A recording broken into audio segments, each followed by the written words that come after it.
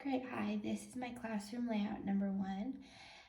As you can see, the door begins right over here, directly behind the reading carpet and the smartboard. Each of the tables are set up in groups of 5.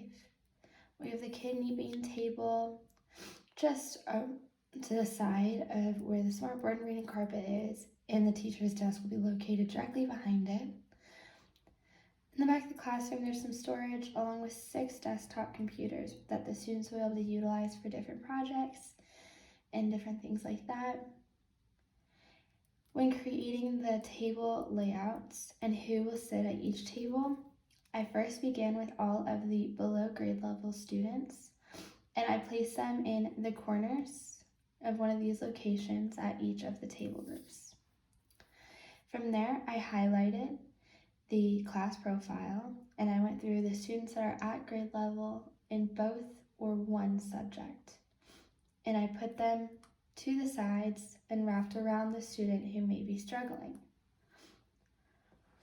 While doing this, I also looked at any students who may have already had any infractions in schools.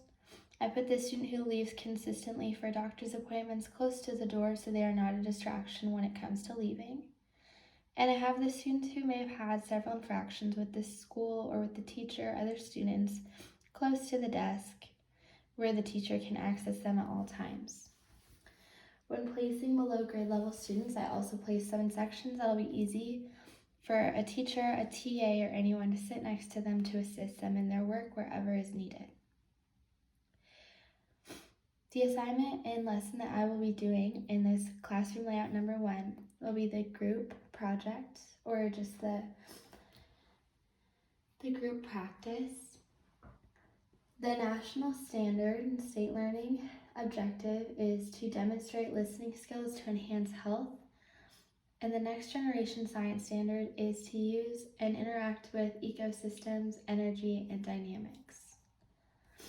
The assignment that I'll have around that lesson plan is the students are going to learn about the plant process, along with the benefits of eating healthy plants, gardening, and choosing to create a lifestyle around eating healthy foods and how that can make you feel. For the group practice, we will be doing the 4 corners, and the 4 corners will be a fun little questionnaire at the end of the lesson. And after completing several assignments, we'll quiz students on different things like plant lifestyles, or plant life cycles, along with different things like how to eat healthy, different exercising habits, and why eating healthy can help you within all of those things. When it comes to beginning that lesson, I'll begin by offering the 4 different corners and what they will consist of. Each of the corners will be labeled 1, 2, 3, and 4. When I give out the 4 different options for each of the corners in the room, I will have the students at their desks stand up if they are group number 1, or if they're choosing to go to number 1. So say that we have 2 students from here, 1 student from here, 3 students from here, 1 student from here, and 2 students from here stand up. Then I'll have them stand up and then just walk directly to the first corner. Then I'll have students from other table groups go for table group number 2, where all of them have them walk to their corner, and then 3, and then 4. This will be for the first options of the game and for the classroom grouping project. From here, I will then stand at the smartboard and give options for what the next options are for the next round. From there, I'll say, if you are going to this time vote for number 3, I'm going to have you walk over to 3. So you might have 8 to 15 to 30 students walking straight to corner number 3.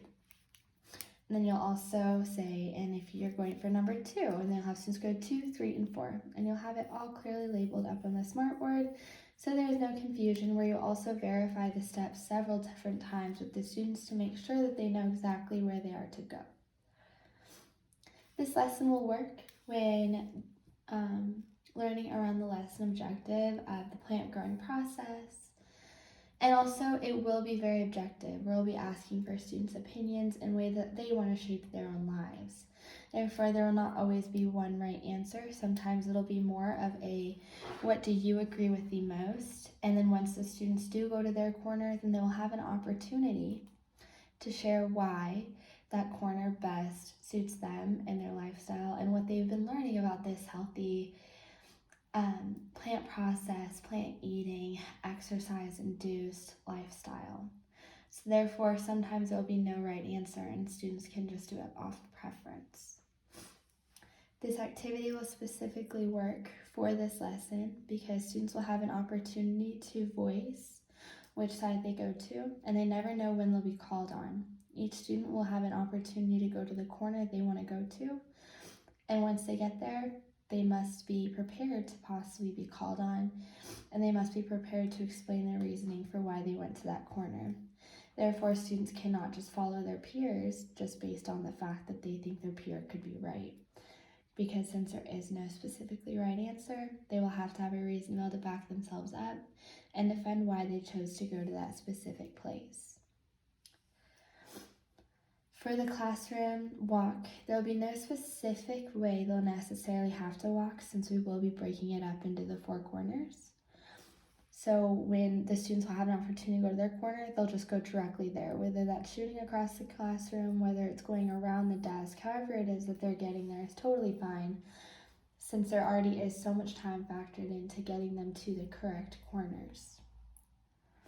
After the assignment is completed, I'll have the students go back to their desk, where I'll have all of the places that they've gone up to the board, and they'll do a little bit of a write-up defending why they chose to go where they wanted to go, why they feel like that was the right place, and what they learned from the activity and what they learned from peers, and something that could have possibly stood out to them when one of their peers gave their example, reasoning, and defending statement.